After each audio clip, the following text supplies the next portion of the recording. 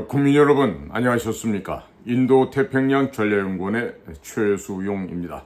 오늘도 여러분들의 귀한 시간을 저희가 방영하고 있는 공작관 TV 그레이트 게임과 또 인도 태평양 전략연구원 유튜브를 함께 동참해 주셔서 충심으로 감사의 인사를 전해 올립니다.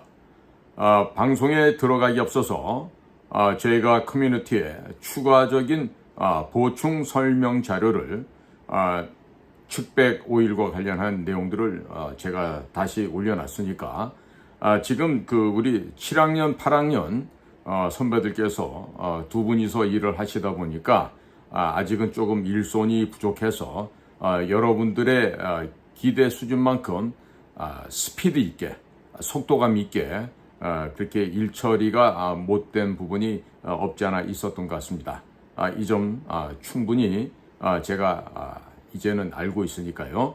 앞으로 좀 개선을 시켜드리고 그리고 우리 애청자 여러분들이나 그 물건을 찾고자 하는 분들에게 불편함이 생기지 않도록 각별히 유념할 것을 다짐을 해봅니다. 자, 국민 여러분, 날씨가 대단히 무덥습니다. 제가 지금 방송을 찍으려고 지금 저희 스튜디오에 왔는데 오면서 보니까 영상 37도가 넘어가고 있습니다. 지금 현재는 2024년 8월 4일 일요일 오후가 되었습니다. 자, 제가 오늘 전해드릴 얘기는요, 매우 민망하고 매우 부끄럽지만 우리 국민들이 반드시 알고 지금 경각심을 높여야 될 아주 중차대한 일이 발생을 하였습니다. 여기저기에서도 보도를 하고 있습니다만은 오늘 제가 드리는 말씀은요, 여러분들 꼭 귀담아 들으시고 여러분들의 일상에서 올바른 가치관, 판단, 분별의 준거가 되어 주신다면 더할 나위 없는 기쁨이 되겠습니다. 국민 여러분들 아시다시피 제가 운영하고 있는 이 유튜브 방송은요, 일체의 광고료가 붙지 않습니다. 그리고 제 방송의 저작권은 또한 저에게 없고 모든 국민들에게 있습니다. 제가 이미 다 시작할 때부터 다 오픈시켜 놨습니다. 누구라도 저희 방송 내용이나 아니면 방송 화면이 필요하신 분들은 캡처를 하시던 녹음을 해서 이 내용 컨텐츠를 갖다가 그대로 활용하시던 이 모든 활용은 국민 여러분들 손에 맡겨두기로 했습니다. 조금 더 주저함 없이 제 방송에 있는 내용들은 퍼다가 날라주시고 꼭 출처 얘기 안 하셔도 돼요. 그 정도 애교로 봐줄 테니까 이거 내용을 갖다가 꼭 어디에서 갖고 왔고 누가 얘기한 것입니다. 얘기 안 하셔도 여러분들이 그런 얘기 해 주심으로 인해 갖고 이 나라가 보다 더 깨어날 수 있습니다.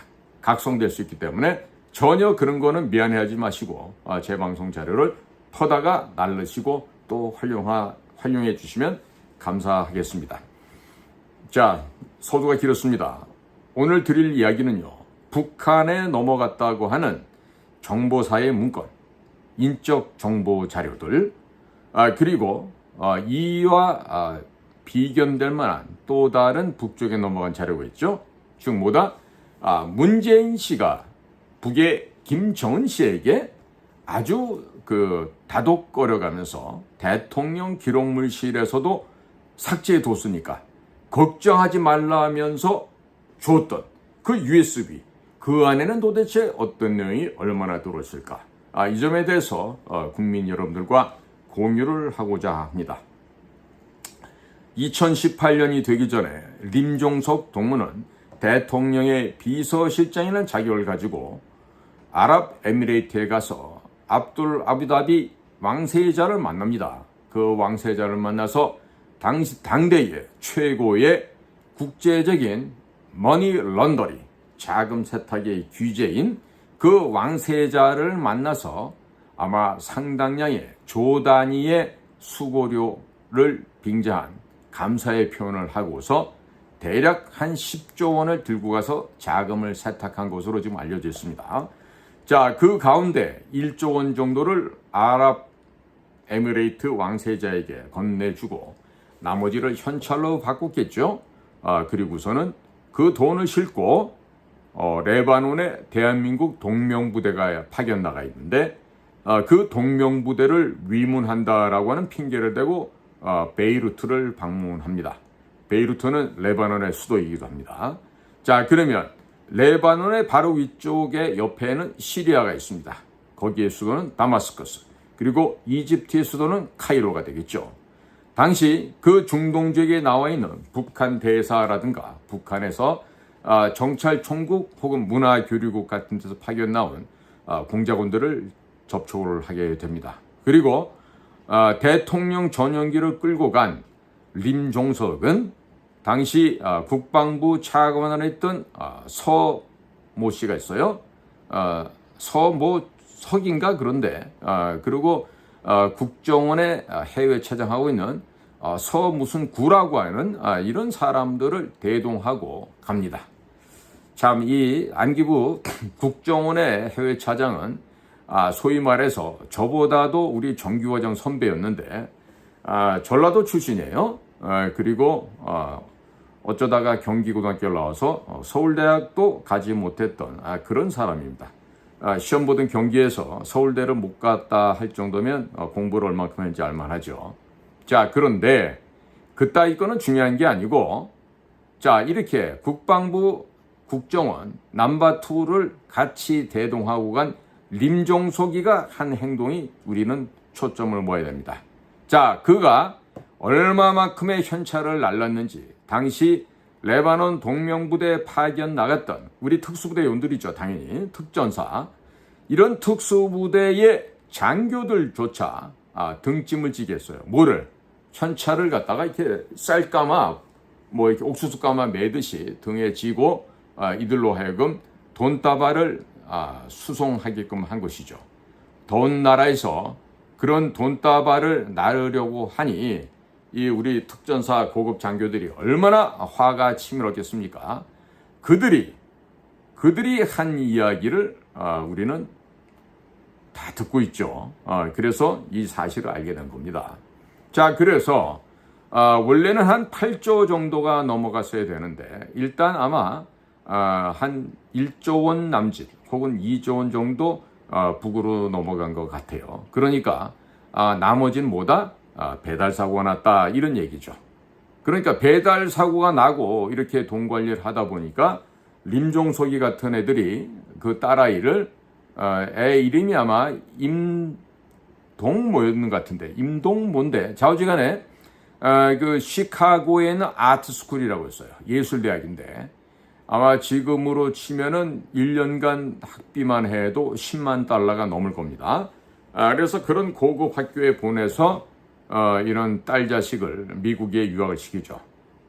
소위 말해서 미제국주의자, 대한민국을 헐벗고 굶주리게 만들었던 그 미제국주의자들의 땅에 왜 김일성 주체 사상에 푹 빠져 있고 남조선 해방과 조국 통일 리론을 몸으로 체득했던 림종석이가 딸아이는 왜 그 독재 권력이 판치는 미국에 유학을 보냈을까요? 거긴 다 그만한 이유가 있죠. 아마도 미국은 그동안에 림종석 동무의 딸아이를 통해서 아마 고급 정보, 첩보를 많이 받아갔을 겁니다. 왜? 자식 사랑하는 마음은 좌파 빨갱이들도 똑같겠죠. 그러니까 그렇게 했습니다.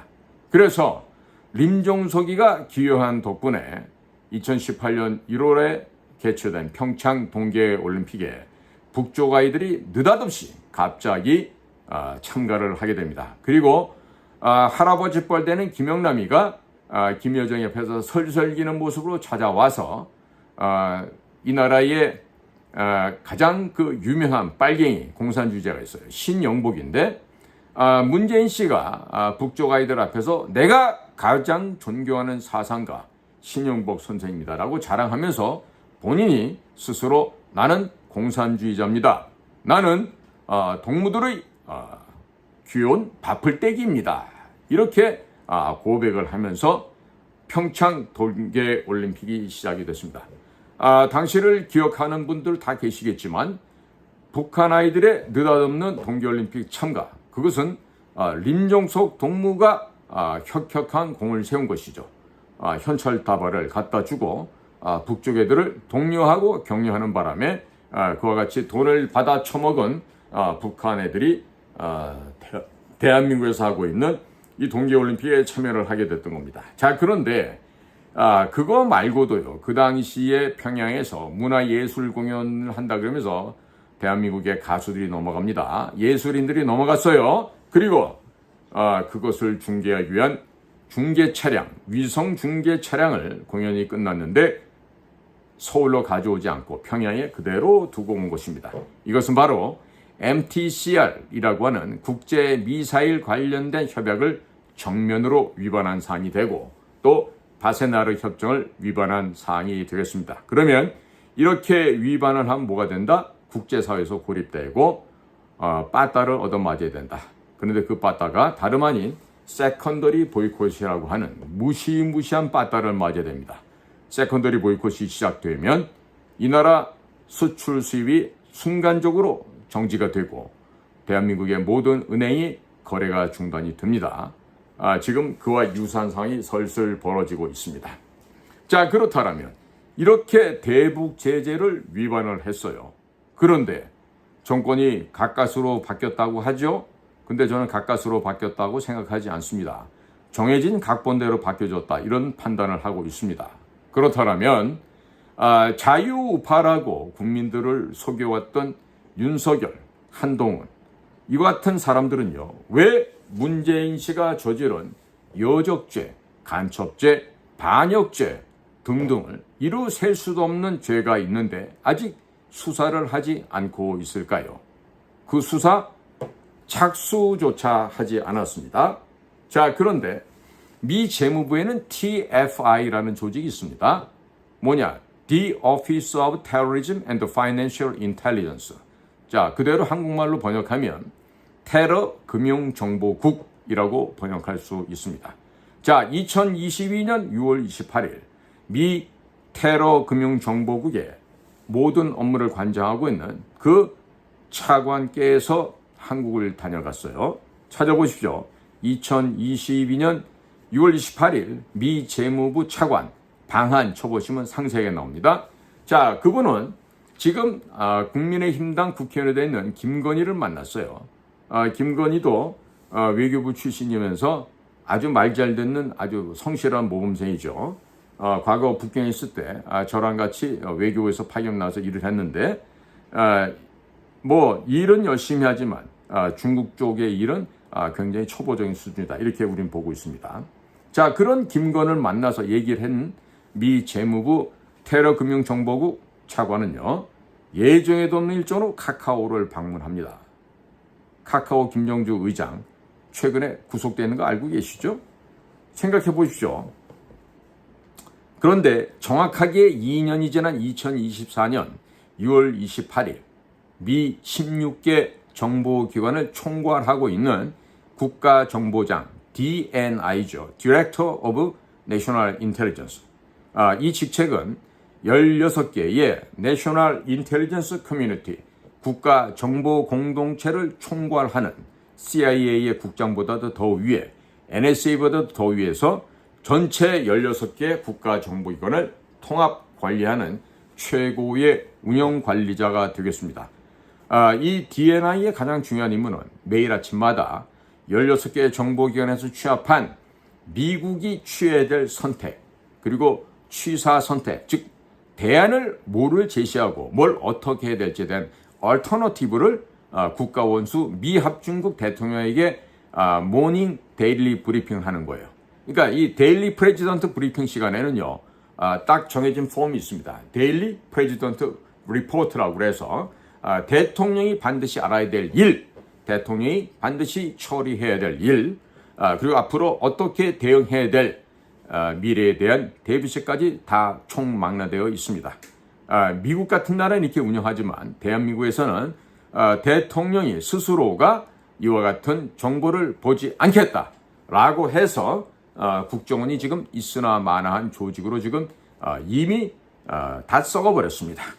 자, 그렇다면 이렇게 정확하게 이렇게 깔맞춤을 해서 2년 만에 찾아온 미국의 DNI 에브릴 하인스는 과연 윤석열 대통령이란 사람에게 무슨 내용을 남기고 갔을까요? 오늘 이야기를 쭉 제가 설명을 드리겠어요.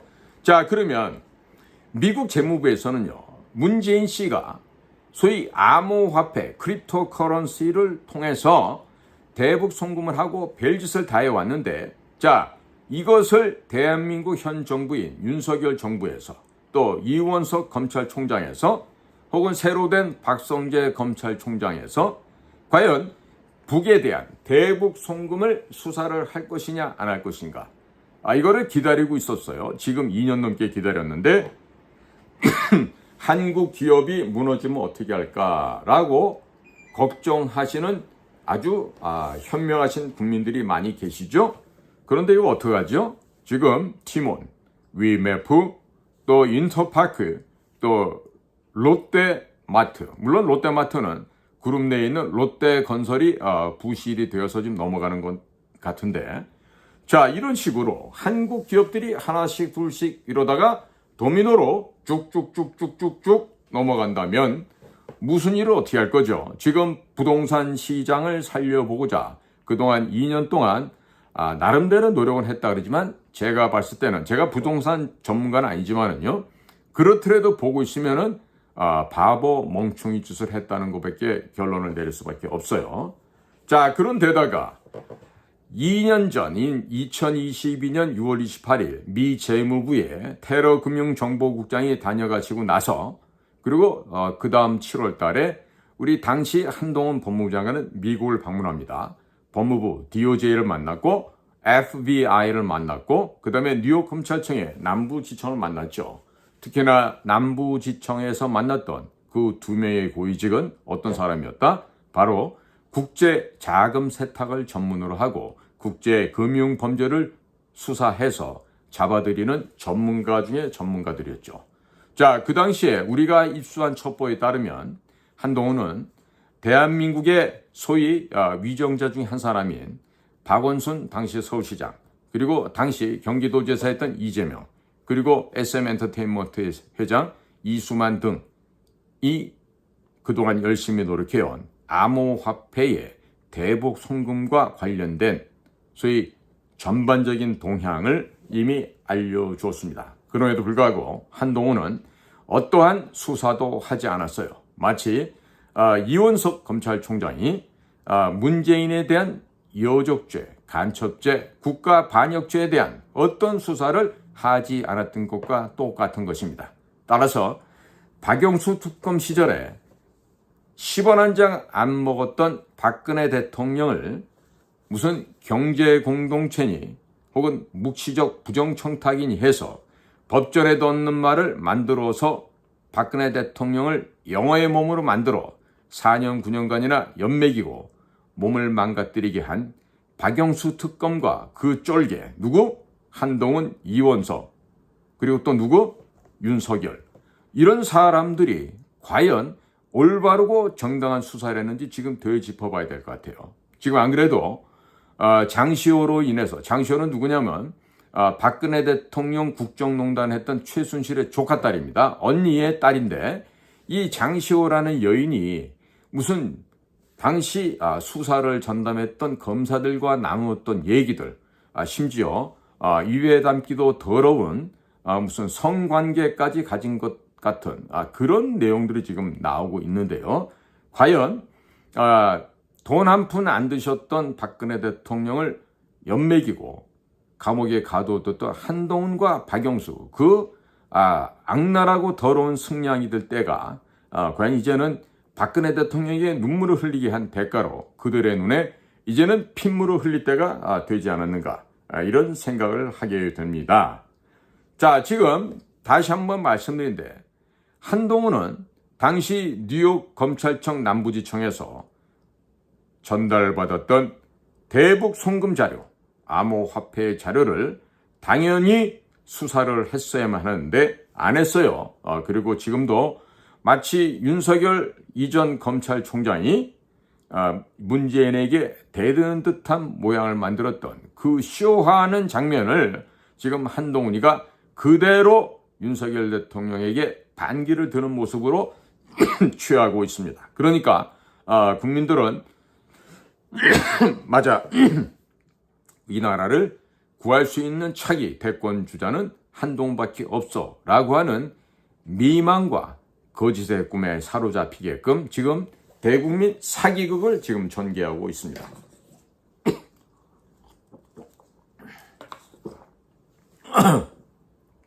그러니까 문재인 대통령이 윤석열 당시 검찰총장을 통해서 철저하게 보호를 받고 또 퇴임 후에 이후를 보장받아서 현재 저렇게 양산 아방궁을 지어놓고 65명이나 되는 경호관들에 둘러싸여서 평안하게 세금 한 푼 내지 않고 억대의 연봉을 유지하면서 아주 호화호식을 하고 있죠.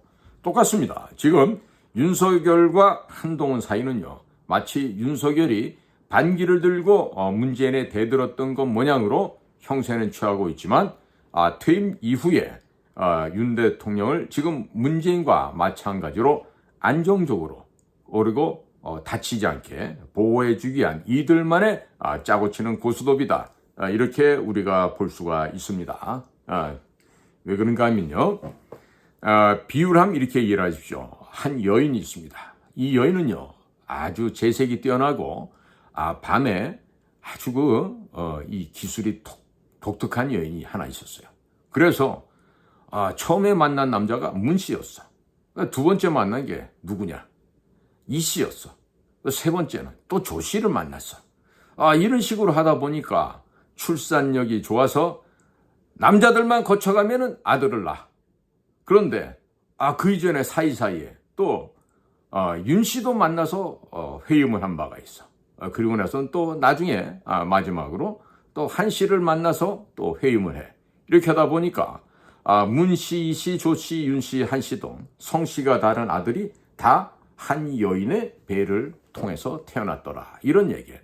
도대체 그 여인은 얼마나 자궁이 튼튼했는지 몰라도 이렇게 남성들과 관계만 가지면 회임을 하고 또나 딸도 아니고 아들만 낳는 아주 특이한 그런 회임의 마술사였던 것 같아요. 자, 그러다 보니까 이렇게 아들을 5명이나 각기 성씨가 다른 아들을 낳았다. 이렇게 얘기를 할 수가 있는 거죠. 자, 그런데 이런 식으로 이 여인이 아들을 낳고 그 아들들이 성장을 하고 보니까 이 나라가 무질서의 형국으로 처해지게 되었습니다. 자, 한 사례로요. 최근에 국군정보사령부의 한 군무원이라는 사람이 중국 조선족을 통해서 국군정보사 소속의 비밀 공작 요원들의 모든 신상 정보, 또 그들의 거점 내용들, 주소, 전화번호, 심지어 핸드폰 번호까지 다 넘어갔겠죠. 이것들이 다 북한으로 넘어간 혐의로 지금 검찰에 구속되기 직전에 있어요. 지금 구속됐다는 얘기도 있고 지금 왔다 갔다 하고 있습니다. 자, 그래서 이번 사건으로 인해서 북한, 중국, 동남아시아 여러 세계 각지에 등에서 활동하고 있던 우리 군 특수 공작 요원들이 모두 지금 흔적을 없애버리고 급히 귀국을 해서 몸을 숨길 수밖에 없는 이런 상황이 됐어요. 다행히도 목숨을 잃어버리거나 하진 않고 극적으로 이 위기를 미봉책으로 일단 닫고 들어온 것 같은데요. 자, 이래서 일가에서 흘러나오는 정보를 이렇게 취합해 본다면 미국 쪽 정보기관 아니면 영연방 쪽의 정보기관에서 북한의 기밀문서 보관 서버를 해킹을 했는데 그 해킹해서 습득한 자료를 분석하던 중에 이렇게 한국의 정보사령부 요원들과 관련된 이런 귀한 특급 정보가 발견이 되었다고 합니다. 자, 그래서 이것을 우선 한국의 국가정보원에게 알려줬는데 국민 여러분들 아시겠지만 국가정보는 더 이상 간첩을 수사할 수 있는 대공수사권이 없어졌습니다. 언제부터? 2024년 1월 1일부터 그렇습니다. 그래서 부득이하게 국군 방첩사령부에게 이 관련 정보를 국정원은 알려주게 되었고 국군 방첩사령부에서 극비리의 수사를 진행하고 있었습니다. 자, 그런데 요즘에 국회가 무슨 개원했다 그래가지고 각종 위원회라는 것들이 활동을 한다 그러죠. 자, 국방위원회에 더불어민주당의 그 기생오래비 같은 김민석이란 아이가 거기에 아마 소속이 돼 있었던 모양인데, 이 김민석이가 얘네들 밑에 보좌관들도 다 간첩새끼들 아니겠어요? 그런데 이런 간첩 아이들과 김민석이가 이 일을 알게 된 거죠. 그리고 이놈들이 언론에 떠들게 되었어요. 자, 그래서 이것은 보면요, 제가 보기엔 그렇습니다. 일단 정보사 출신 군무원이 중국을 통해, 즉 조선족을 통해서 넘겼다는 건요, 그 조선족 뒤에 누가 있다? 북한의 대남 공작 파트 기관에 공작원이 있다, 이런 얘기겠죠. 그래서 이거는요, 어떻게 보면은 전체 우리가 활용하고 있는 대북 공작망에 있어서 극히 일부만 넘어간 것이다. 왜 그러냐면, 왜 일부라고 얘기하냐면, 제가 추후에 또 말씀드리겠지만 국정원에서 더한 게 넘어갔기 때문에 이렇게 말씀드릴 수밖에 없습니다. 자, 그러면 2018년 4월 27일 판문점 도보다리에서 김정은 씨를 만난 문재인 씨는 김정은 씨에게 대한민국 원전 중수로 발전 방식의 A부터 Z까지, 알파에서 오메가까지, 그리고 금융 암호화폐 관련한 소위 대북 경제 지원 방안, 알파에서 오메가까지, 또 방위 산업체, 대한민국에 방산업체 많아요. 그 방산업체에 해커들이 침투해 들어갈 수 있는 소스 코드를 그 안에다가 또 집어넣고요. 그 다음에 국가정보원, 또 방첩사령부, 또 정보사령부, 국방부 및 산하연구소 등에 관련된 기가 막힌 기밀들이 들어가 있었는데, 자그마치 대항목으로 1,700여 개가 넘었다고 합니다. 그것은 대통령 기록물실에서조차 삭제했으니까 안심하고 가져가라고 했던 문재인 씨의 이야기를 들은 김정은이가 평양으로 가져가서 열어보라고 했더니 북쪽 A들이 그 USB를 열어보는 순간 전부 다 놀래서 전부 다 실신 졸도할 지경이었다는 얘기를 저는 간접적으로 북쪽의 친구를 통해서 들어서 알고 있습니다. 자, 그러니까 검찰 측에서 조선족에게 정보사 관련 문건을 넘긴 이 정보사에 일하고 있는 군무원을 구속하는 건 당연할 텐데요.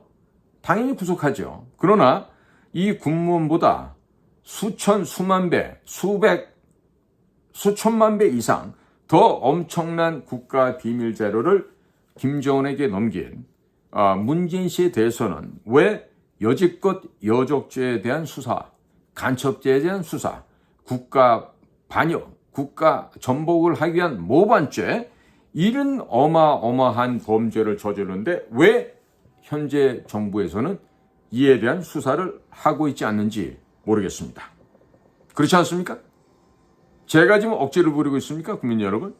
저는요, 아무리 제가 100만 배, 억만 배 양보를 한다 하더라도요, 지금 이와 같이 끔찍한 범죄를 5년 동안 대놓고 저지른 문재인 씨에 대해서 조사를 안 해. 착수조차도 안 해. 이건 뭐야? 문성열이야? 아니면 진짜 윤석열이야? 뭔지 밝혀야 될 거 아니야? 에? 왜 문재인에 대해서는 가타부타 말도 못하냐고요. 그렇지 않습니까? 자, 여기다가 지금요, 지금 티몬, 위메프 보고 계시죠? 인터파크 자빠져가는 거 보고 계시죠? 또 롯데마트 넘어져가는 거 보고 계십니다. 국민 여러분. 자, 그런데 지난 2018년도 평창올림픽을 한다라고 기념비적인 문화행사를 하기 위해서 평양에 우리 국내 연예인들이 대거 올라갔습니다. 거기서 노래 부르고 춤추고 공연을 했습니다. 그런데 이 공연을 국내 방송사에서 위성 중계를 했죠. 생중계를 했어요.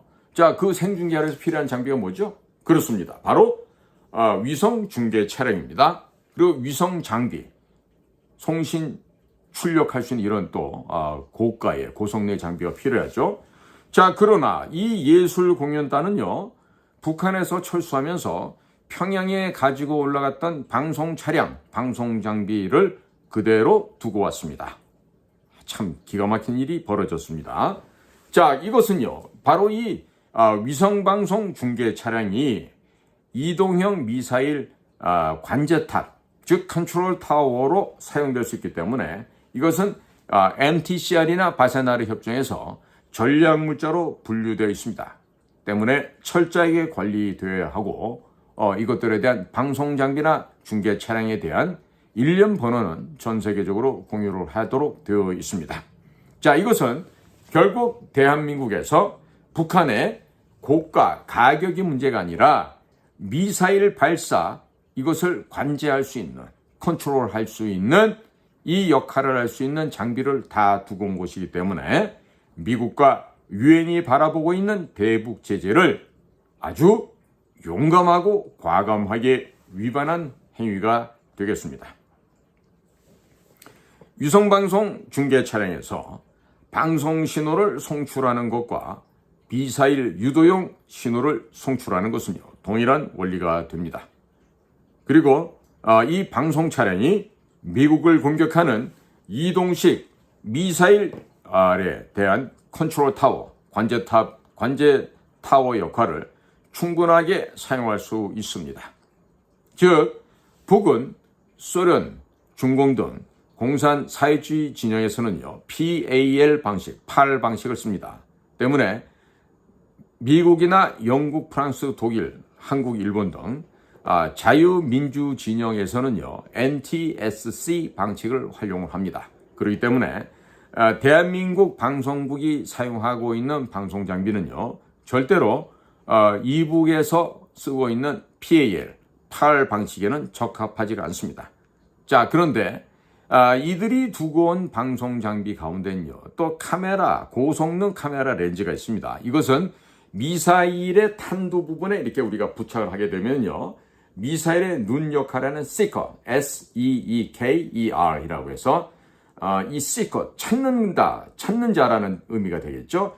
이 시커로 사용이 됩니다. 그리고 카메라와 무선 마이크에 들어가는 산업용 반도체는요, 바로 미사일 부품으로 전용이 가능한 것입니다. 그렇기 때문에 미국에서는 이렇게 MTCR과 또 바세나르 협정을 위반한 대한민국의 윤석열 정부가 과연 이것에 대해서 어떻게 단결하는지 기다리고 있습니다만은 아직까지 아무것도 하지 않고 있죠. 자, 북한에 사람과 장비가 올라갈 때는요, 반드시 통일부에 신고를 하게 되어 있습니다. 그리고 내려올 때는 물품을 얼마만큼 가져간 걸 얼마만큼 다 제대로 갖고 왔는지 확인합니다. 이렇기 때문에 북한에 가지고 올라갔던 방송 차량과 방송 장비들이 제대로 정확하게 다시 내려왔는지 통일부에 신고한 문서 목록을 확인하게 되면 쉽게 찾을 수가 있겠죠. 그리고 당시 통일부에서 허위로 목록을 작성했다고 하더라도 해당 방송국에 현장 실사를 하면 북한에 가지고 올라갔던 방송 중계 차량 및 방송 장비들의 현재 상태를 쉽게 확인할 수 있을 것입니다. 어디에 있는지, 어느 부서가 쓰고 있는지 바로 찾는 데는 아마 1시간도 안 걸릴 것입니다. 이 위성 중계 방송 차량은 전략물자입니다. 그렇기 때문에 쉽게 어디다가 매각할 수도 없고 또 매각되지도 않습니다. 설령 매각이 되었다 하더라도 추적이 가능합니다. 그렇기 때문에 윤석열 정부가 마음만 먹으면 감사원이나 검찰을 동원해서 얼마든지 수사가 가능합니다만 집권한 지 2년이 넘도록 의사들하고는 원수지간을 만들어도 절대로 이런 것은 조사, 수사에 착수조차도 하지 않고 있다는 사실 국민 여러분께서 꼭 아셔야 됩니다. 자, 그러나 이미 미국은 당시 대한민국이 북한에다가 두고 온 방송 중계 차량의 번호, 일련 번호, 엔진 번호 등등과 또 방송 장비들이 각각 지니고 있는 고유한 모델 번호, 시리얼 넘버가 있죠? 이것들에 대한 모든 정보를 파악하고 있는 것으로 알려지고 있습니다. 자, 매를 벌지 말고 윤석열 정부는 하루빨리 얻어 터지기 전에 성실하게 수사를 하는 것이 매를 덜 벌게 될 겁니다. 계속 이런 식으로 사보타지하고 개기고 반기하고 저항을 하게 되면 나중에 매질을 한꺼번에 당하면요, 아주 심하게 당하는 수가 생깁니다. 자, 그래서 현재 미국 정보기관과 미국 정부는요, 설령 민주당 정부를 하더라도 윤 정부가 언제까지 수사를 하지 않고 뭉개고 있을지를 관찰만 하고 있을 뿐이에요. 그들이 몰라서 지금 가만히 있는 게 아닙니다. 그러니까 이거를 착각해서 미국 애들이 모르겠지 라고 생각하고 착각한다면 아주 지옥불로 떨어지는 일이 생깁니다. 자, 제가 이 모두에도 말씀드렸지만 2022년 5월 9일 날 윤 대통령이 취임을 합니다. 그리고 한 달 조금 넘은 6월 28일 날 미 재무부에서 테러 금융 정보를 담당하는 차관이었다 그랬죠. 바로 그 저승사자 중에 저승사자, 그 사람이 브라이언 넬슨이에요. 이 브라이언 넬슨 차관이 그때도 무슨 한반도 교섭본부장이 있었나요? 그 외교부 김건희를 만나서 뭐 얘기하더니 바로 그 다음날 카카오뱅크 어디 있습니까? 판교에 있습니다. 이 경기도 판교에 있는 카카오뱅크를 깜짝 방문을 했습니다. 이걸 지금 무슨 의미인지 알아야 돼요, 이 얘기를. 이 모르니까 지금 이와 같은 사단이 생긴다고요.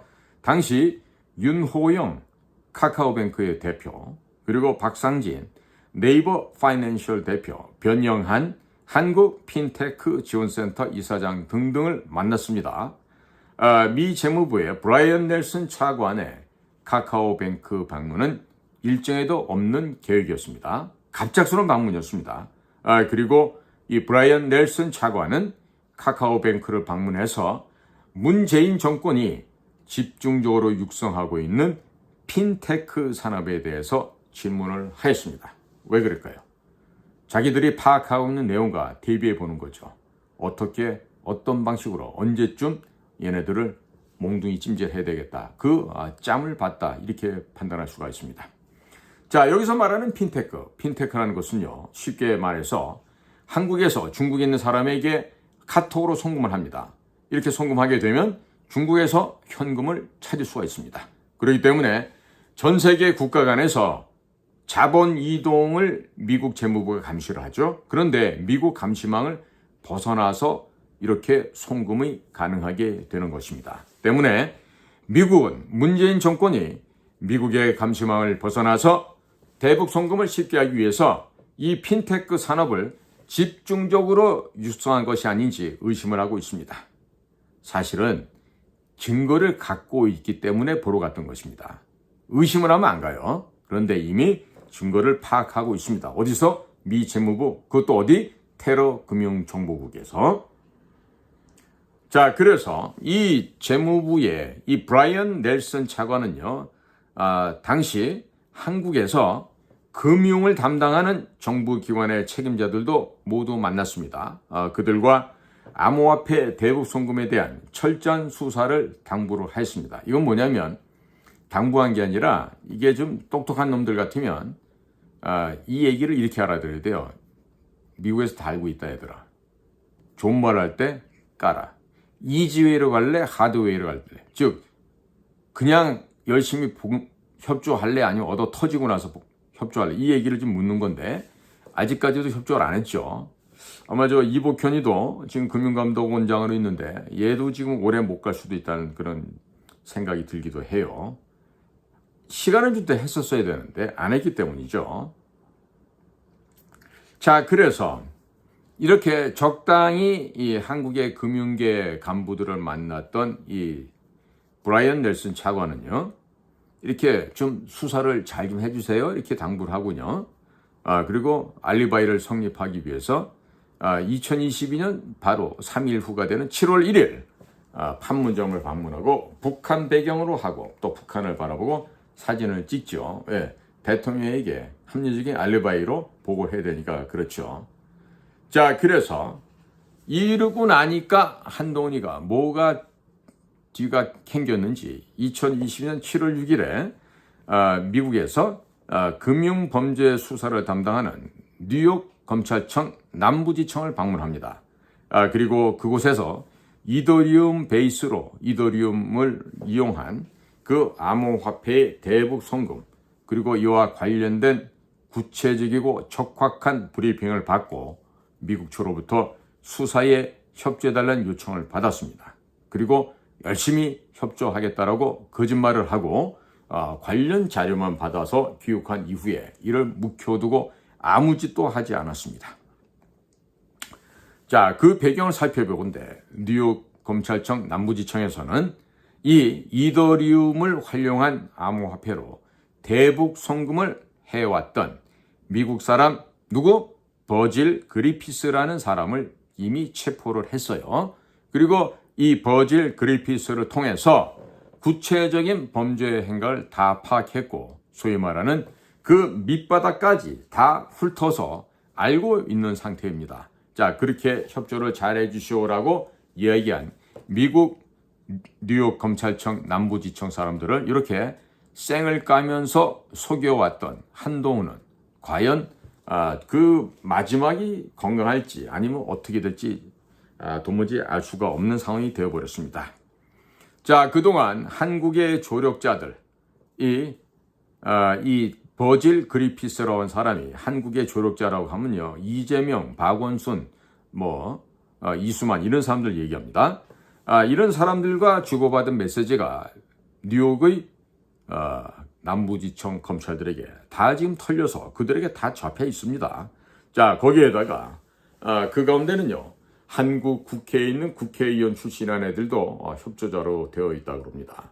자, 그러니까 이와 같은 내용을 미국 국무부가 운영하고 있는 보이스 오브 아메리카 VOA 방송을 통해서 뉴욕 검찰청 남부지청에서는 여러 차례 VOA 한국판을 통해서 이 내용들을 보도를 했는데요.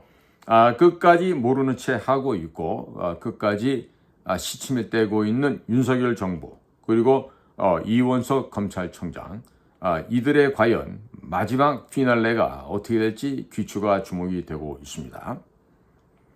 자, 국민 여러분, 제가 지금 미국 재무부에 있는 테러 금융 정보국 얘기를 했어요. Office of Terrorism and Financial Intelligence, 줄여서 우리가 TFI라고 얘기를 하는데요. 자, 그때 2022년 6월 28일에 미 재무부의 브라이언 이 차관이 이 카카오뱅크 본사를 방문을 했죠. 그렇죠? 자, 그러면 정확하게 2년 후에는요, 2024년 6월 28일에는요, 날짜까지 깔맞춤을 해가면서 미국의 국가정보국 DNI 국장인 에브리얼 하인스가 윤석열 대통령을 만나서 접견을 했어요. 자, 이 얘기는 뭐냐? 미국의 DNI 국가정보장 입장이나 미국 입장에서 문재인 정권과 윤석열 정권을 동일체로 보고 있다는 얘기입니다. 즉 윤석열과 문재인을 한 몸으로 보고 있다는 이야기입니다. 그리고 현재 윤석열 정권에서 무엇을 덮으려고 하든지 이미 다 알고 있으니까 니들 뛰어봐야 손안의 벼룩이다. 이 얘기를 우회적으로 표현했다라고 이렇게 보여집니다. 자, 또한 그 당시에 어떤 대화가 오고 갔는지는 알 수가 없겠습니다만은 미국 쪽에서는 그동안 끊임없이 국정원이나 검찰, 경찰 등 여러 기관들을 통해서 문재인 정권이 자행해온 암호화폐에 대한 대북 송금 수사, 그리고 문재인이 김정은에게 넘긴 USB 수사, 그리고 북한에 두고 온 방송중계 차량 등에 대한 수사를 요구해 왔기 때문에 이와 같은 관련 내용을 언급할 가능성이 매우 크죠. 자, 여기에다가 이집트 통신회사인 오라스콤사에게 6억 달러를 미국 몰래 줬다라는 것까지 얘기를 했다라면 아마도 윤석열 대통령 오금 피기가 어려웠을 것 같은데, 자, 이렇게 만일 제대로 수사를 하지 않았을 경우 한국 기업들에 대한 불이익이 있다 없다? 제가 볼 때는 100만% 있습니다. 100만% 한국 기업에 대한 불이익이 있을 수 있다인데, 자, 이와 같은 최후 사형 통보를 하지 않았을까? 언제? 지난 6월 28일. 대략 오늘이 8월 4일이니까 한 달 조금 넘죠. 그러니까 결국 이번에는 브라이언 넬슨 같은 재무부의 테러 금융정보국장이 오지는 않았지만은요, 그보다 더 상위 부서에 16개의 국가정보기관을 통합 관리하고 있는 이 DNA 국가정보장이 직접 와서 이런 사형 선고문을 읽고 갔다라고 하면 우리는 어떻게 해야 되겠습니까? 자, 제가 보면요, 지금 무지하게 윤석열 정부가 이제 바빠졌어요. 갑자기 인사철도 아닌데 국정원에 무슨 100여 명의 간부직들을 갖다 바꾼다 그러는데, 얘기해 보시들 그거 바꾼다고 될 것 같아? 뭘 몰라 아직도 뭐가 문제인지. 그런데다가 지금 며칠 전부터 티몬, 위메프, 또 인터파크 이런 그 이커머스 컴퍼니들이 하나씩 둘씩 자빠지고 쓰러져 가고 있죠. 자, 지금 롯데 같은 경우는 롯데건설로 인한 롯데마트가 지금 후유증으로 지금 넘어져 가고 있다고 그러고요. 뭐 지금 어떻게 될지 모르겠어요. 정용진이가 구매했던 G마켓 역시 쓱과 함께 같이 할 텐데 또 그런 것도 그렇고, 지금 이런 이마켓이 쿠팡을 비롯해서 한두 개가 아니죠. 뭐 11번가 같은 그런 매장들도 있고요. 많은 그 이마켓이 있고 이 트레이딩을 하는 데가 있는데, 그 돈 많고 정말 대한민국에 지금 재벌에 들어가 있는 카카오의 김범수 씨가 지난 7월 23일 SM 엔터테인먼트 시세 조작 등의 혐의라고 하면서 구속이 됐어요. 자, 웬만하면 김범수가 뭐 돈이 없겠어요? 그까지 뭐 보석금 뭐 1, 200억 못 냈겠어요? 그런데 그럼에도 불구하고, 자, 김범수가 구속되고 난 이후에 벌어진 일들이 위메프, 티몬, 그 다음에 인터파크 이런 회사들이 지금 절단이 나죠. 또 뭐 큐몬 이런 것도 있죠. 자, 그러면 다음 카카오를 살펴볼까요? 다음 카카오는요, 바로 2대 주주가 중국 회사인 텐센트입니다. 어디라고요? 중국의 텐센트가 다음 카카오의 2대 주주, 두 번째로 지분을 많이 갖고 있다, 이 얘기입니다. 자, 이 텐센트는 누가 운영하죠? 바로 중국 공산당이 운영하고 있어요. 그러니까 중국 공산당이 운영하는 바로 직할대입니다. 자, 그런데 이런 중국 공산당이 운영하는 기업이 한국의 연예, 문화 및 게임 업체들을 사들이고 있습니다. 미국의 정보기관이나 재무부, 지금 방금 말씀드렸던 테러금융정보부 이런 곳에서는요, 문재인 시절 당시 한국 게임 업체들이 발행하는 게임머니를 암호화폐로 변환시켜서 광범위하게 북으로 송금했다. 즉 대북 송금을 했다라고 의심하고 있다는데, 사실은 구체적인 동향을 지금 확보를 했어요. 즉 어떻게 부정할 수 없는 하드 에비던스, 구체적인 아주 중요한 물증을 미국에서 이미 의심의 차원을 넘어서 지금 확보를 했고, 이것을 대외적으로는 의심하고 있다, 추적하고 있다, 이렇게 말할 뿐입니다. 건방지지 말기 바랍니다. 제발. 우리 같은 이 대북 공작이라든지 국제 비즈니스에 이 주요한 일을 해봤던 이 유경험자들이 얘기를 해주면, 그 시덥지 않은 학교에서 백목 들고 교수했다고 이렇게 건방 떨지들 말고 좀 점잖게 듣기를 바래요. 특히 고시본 애들, 니들이 이놈 자식들아 대학 다니면서 공부다운 공부를 해봤는가? 이극찬의 정치학, 뭐 조순의 경제학, 정운찬의 뭐 미시경제론, 뭐 이런 거 아니야? 고작 본 게 무슨 조직론, 뭐 인사론, 재무론 뭐 해갖고 행정학 공부하고, 니들이 그게 다지. 무슨 니들이 폭넓은 공부를 해봤어? 역사 공부 한번 제대로 해봤어? 이 무식하기 짝이 없는 서울대학교 고시 출신자애들아, 니들 지금도 사람 구실하고 싶으면 공부들 열심히 하길 바란다. 자, 그런데 이런 게임머니가 암호화폐로 변신을 해서 변환이 돼서 중국, 북한, 중동의 테러단체, 국제범죄 조직 등에게 송금이 된다 하면 미국의 달러 베이스로 한 기축통화 패권이 붕괴될 수 있기 가능성이 있습니다. 이렇기 때문에 미국에서는요, 결코 이것을 묵과할 수가 없는 겁니다. 지금 이복현이가 지금 금융감독원장으로 와가지고 굉장히 열심히 초반에 일을 많이 했어요.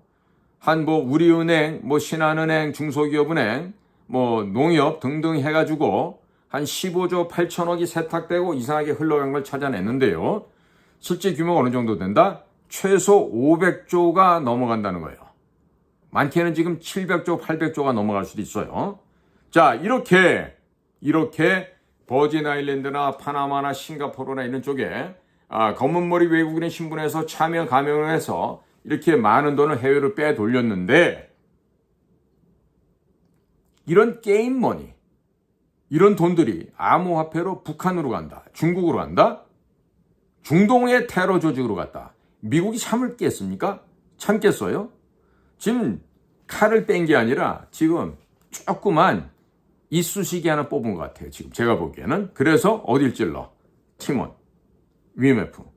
콕콕 찔러 보니까 하나씩 넘어가요. 자, 그러면 미국이 긴 청룡 언월도를 뽑아서 아니면 큰 대장검을 꺼내서 휘두르면 어떻게 될까요?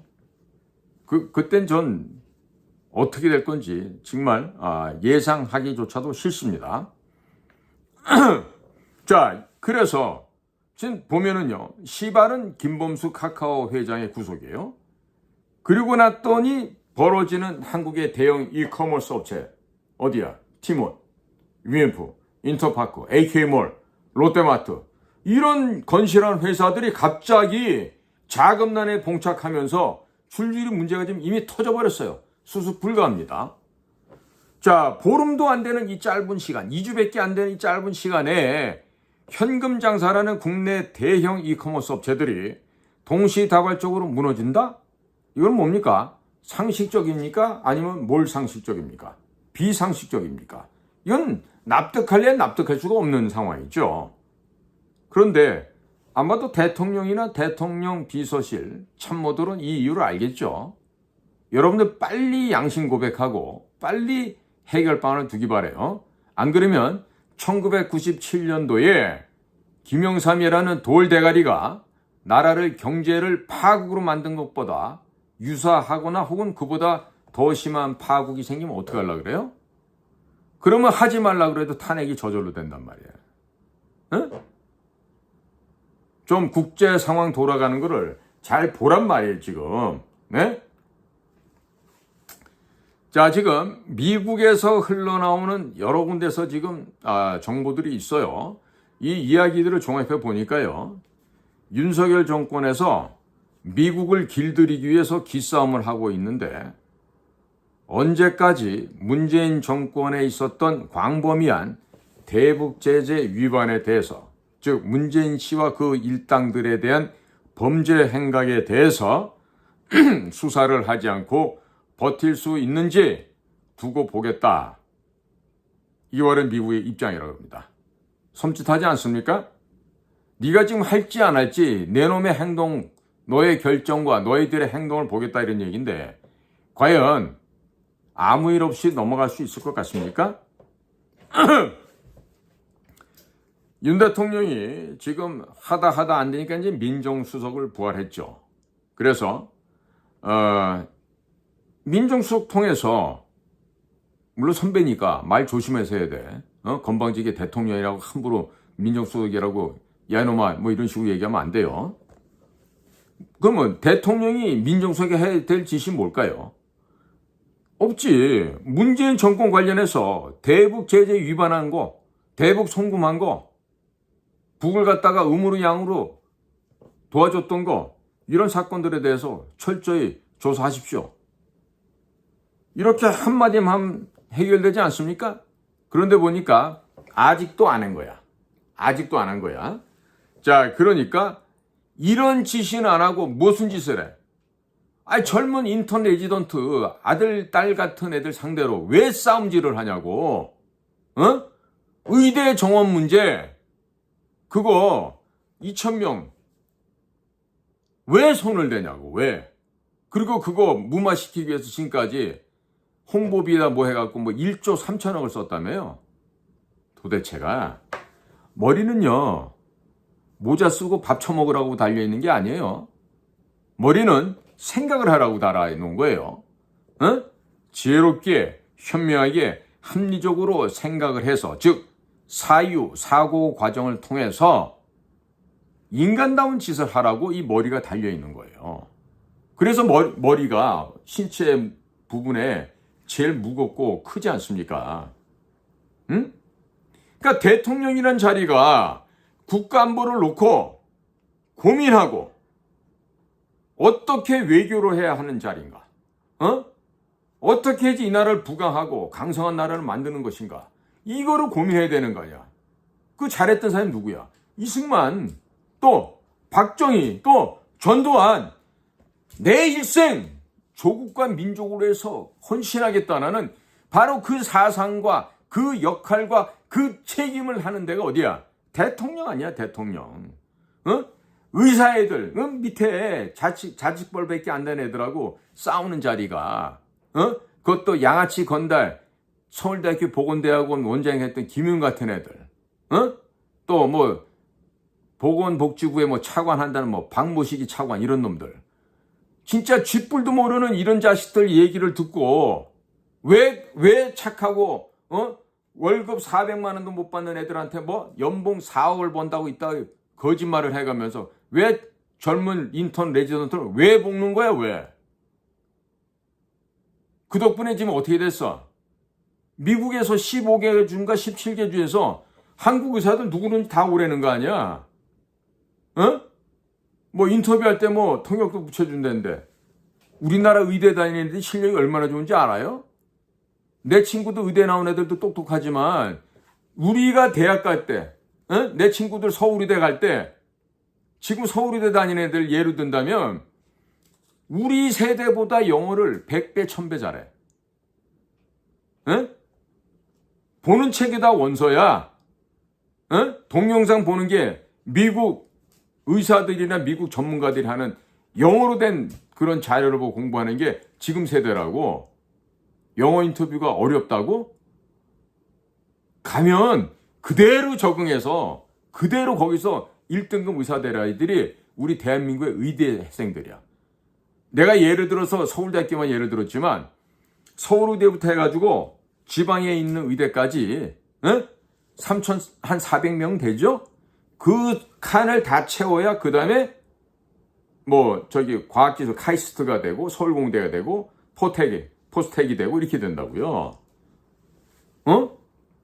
어떤 자들은 저 지방의대 다니면은 걔네들은 뭐 실력이 없어서 지방의대 간 줄 알아. 여보시오. 서울의대하고 2점도 차이 안 나. 1.5점 밖에도 차이 안 나. 아니야. 따지고 보면 실제로 한 1점 차이 날 거야. 이 과목수에 따라서 또 환산하는 게 달라지니까. 그러면 서울의대나 지방의대나 점수는 1점 차이야. 그렇게 똑똑하고 훌륭한 학생들을 왜 돈이라 밝히는 쓰레기 집단으로 몰아? 왜? 그런데 말이에요. 이 보세요. 지금 바이든이 지금 치매가 지난번에 6월 27일입니까? 그 프레지던셜 디베이트 하고 나가지고 지금 쫓겨났죠. 가장 민주적으로 미국 대통령 후보를 뽑아야 될 텐데 그냥 민주당 내부에서 결정해서 바이든 너희 자식아 나오지 마. 계속 나오겠다는 대통령까지 그냥 못하게 막아버릴 거야? 이렇게 협박해놓고 카말라 해리스라고 하는 여성을 일렉션을 한 게 아니라 셀렉션을 한 거야. 영어 단어 쉬우니까 아시죠? 일렉션은 선출했다는 뜻이고요. 셀렉션은 골라 뽑았다는 얘기예요. 그러니까 카말라 해리스가 당연히 헌법적으로 민주절차를 통해 갖고 어떻게 돼야 돼? elected 돼야 돼. 선출되어야만 돼요. 그런데 카말라 해리스는 elected 된 게 아니라 selected 된 거야. 그냥 뽑힌 거야. 누구한테서? 바지 사장 하라고. 그러니까 choose, 고르다 선택하다는 얘기죠. chosen 된 거예요.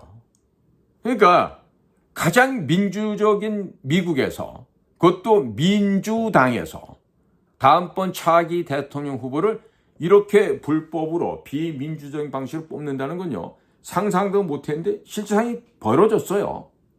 그리고 온갖 가짜뉴스에 현혹되고 있는 대한민국의 주요 언론사, 방송사를 보고 있느라면 한숨밖에 안 나오죠.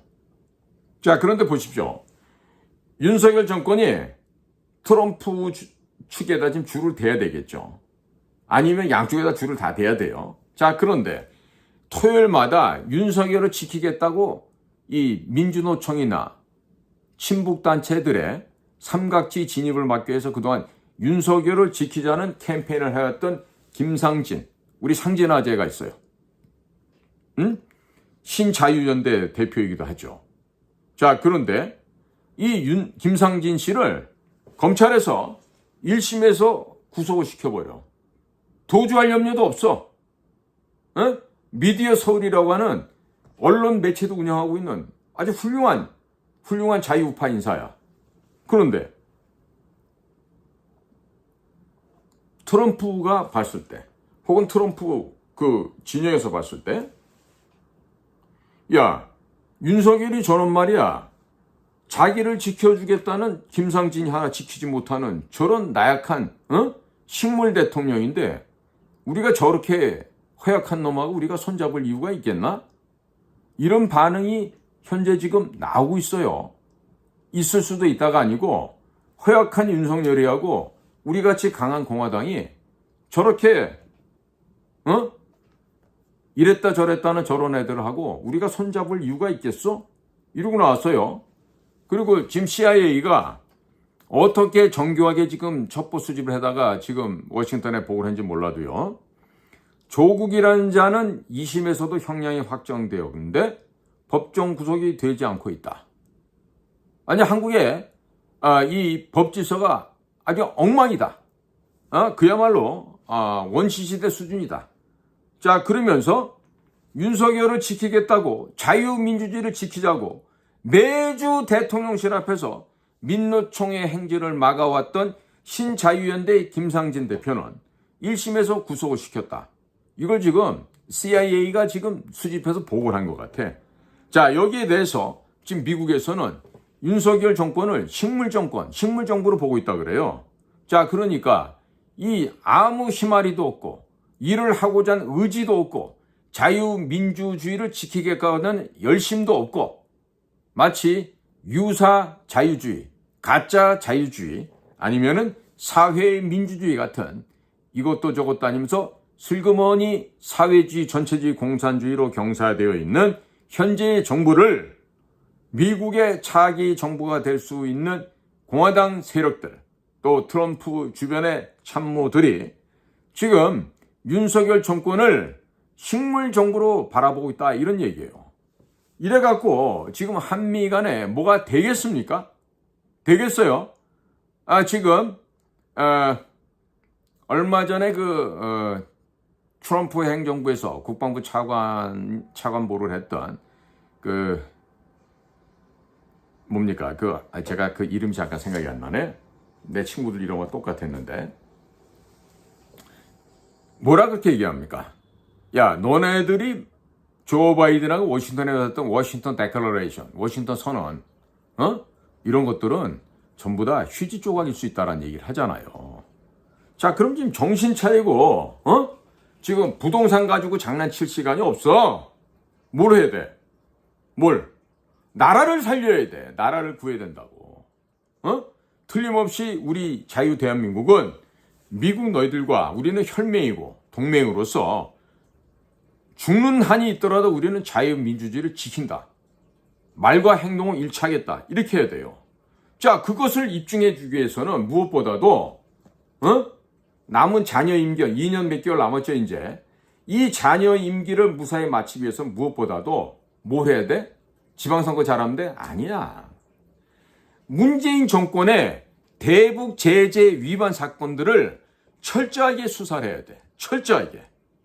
그리고 가장 빠른 시간 내에 윤석열을 지키기 위해서 그동안 매진해오고 수고해온 김상진 신자유연대 대표 같은 사람들, 그리고 지만원 박사님, 이런 분들을 빨리 석방을 해야 된다고. 근데 지금 뭐 하고 있는 거야? 대통령실의 비서실장, 당신 뭐 국회의원 출신이지만 뭐 헛겁대기라는 거 알아, 우리도. 좀 돼. 정신 차리고 일 좀 해봐. 일해봐. 뭐 어느 학교 어떻게 나왔는지 이런 얘기는 안 할게. 지저분하니까. 그러니까 앞으로 트럼프가 대통령이 되고 공화당이 들어서서 트럼프 제2기 내각이 쓸 거 아니야. 그러면 트럼프 행정부와 관계를 개선해야 돼? 아니면 악화시켜야 돼? 어느 쪽이에요? 개선해야 될 거 아닙니까? 그러면 관계 개선을 하겠다는 의지를 보여줘야 되잖아. 그 의지를 보여주는 게 뭐야?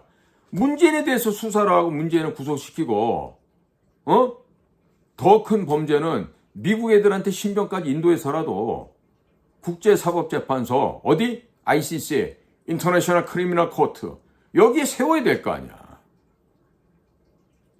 그런데 자 지금처럼 계속 고집 부려? 이지면 이지고 고우면 고우지. 내가 미국 놈 니들 내가 말 듣게 생겼어? 나 대통령이야 임마. 이러면서 고집 피울 거예요? 고집 피우면 피울수 어떻게 돼? 이미 지금 내가 뭐랬죠? 아까 이쑤시개를 찔렀어. 결과가 뭐야? 티몬, 위메프, 인터파크, 그 다음에 뭐 롯데마트 넘어가죠? 야 포크로 찌르면 어떻게 될까? 그 다음에 칼로, 그 다음에 긴 장검으로 어떻게 될 것 같아요? 제가 어떻게 된다고 꼭 말씀을 드려야 될까요? 지금처럼 이런 폭탄 돌리기 하면서 이렇게 시건방 떨잖아요. 우리가 욕한 김영삼이보다 역사적으로 더 돌머리였다라는 평가를 받을 수도 있다는 얘기예요. 그런데 여기 문제가 하나 있어. 이런 일이 생기잖아요. 누가 개고생한다? 국민들이 고통을 받고 개고생을 해야 돼. 국민들이 무슨 죄가 있어? 멍청한 놈이 잘못 알고 잘못 판단해서 헛질하를 하면 국민들이 개고생을 하고 고통받고 죽어나간다니까? IMF 왔을 때 김영삼 정권의 그 무지몽매한 짓을 통해서 얼마나 많은 국민들이 파산하고 자살하고 이혼하고 국가의 근간이 분열이 되고 깨져버렸잖아. 그런데 그런 짓을 또 할 거예요? 또? 자, 국민 여러분. 국민 여러분 개개인들도요. 쓸데없이 예를 들어서 무슨 뭐 상품권 팔고 사면 뭐 돈이 많이 생긴다 이래서 또 그런데 혹하거나 일확천금을 구할 수 있다라는 하지 마세요. 그리고 대통령도요. 지금 여러 가지 상황이 어렵잖아요. 지금 미국에서 이런 얘기를 합니다. 미국의 내 얘기가 아니야. 김한길이 그 다음에 이종찬이 이런 사람들하고 밥 먹으면서 우파에 있는 지도자들하고는 밥을 안 먹고 있다는 사실까지도 미국에서 파악하고 있어. 미국에서 정확하게 흘러나온 얘기는 현 상태의 국민의힘이나 이런 쪽에서는 변혁을 할 수가 없다. 제2의 박정희나 제2의 전두환이 나오지 않는 이상 한국에서는 어떠한 변혁을 생각할 수가 없다. 이런 결론을 내렸다고 합니다. 자, 국민 여러분들이나 또 의지가 있는 참된 군인들이 있다면 생각해 보세요.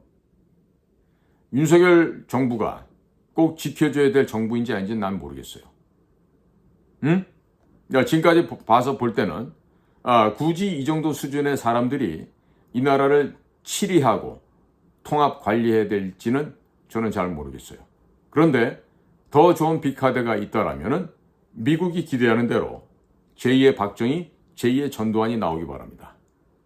그러면 대한민국은 전체 국민들이 잘 살 수 있어요. 소수의 기득권층이 잘 사는 게 아니라. 그렇다면 국민들이 선택이 될 거는 하나가 있겠네요. 그거는 국민들께서 보다 더 심사숙고를 해보십시오.